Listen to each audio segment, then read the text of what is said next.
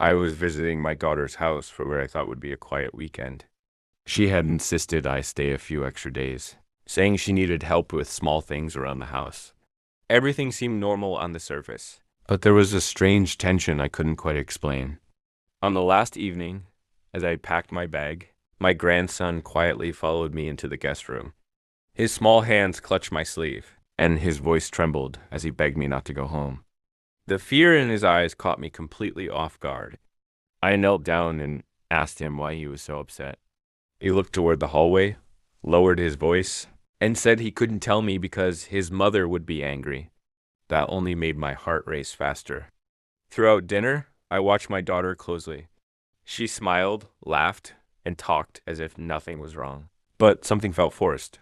I noticed how often she checked her phone and how carefully she avoided my eyes.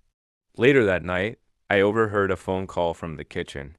My daughter was speaking in hushed tones about documents, signatures, and a deadline that was tomorrow morning. My name came up more than once, and my stomach tightened.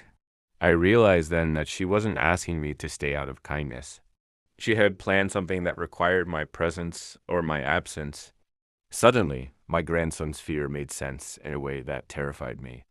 Unable to sleep, I searched through the papers on the dining table. Hidden beneath school notices and bills was a folder containing legal forms related to my house. The forms were already filled out, except for one crucial signature.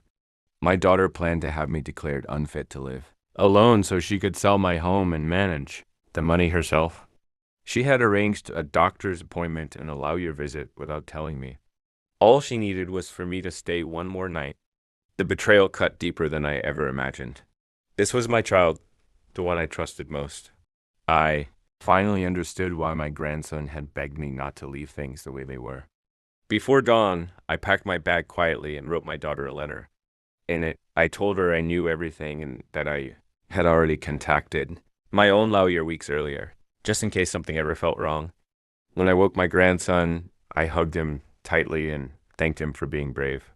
Tears rolled down his face as he whispered that he just wanted me to be safe. I left the house before anyone else woke up.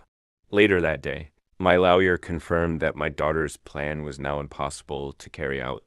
I returned to my home shaken, but grateful knowing that love sometimes comes from the smallest voice brave enough to speak up.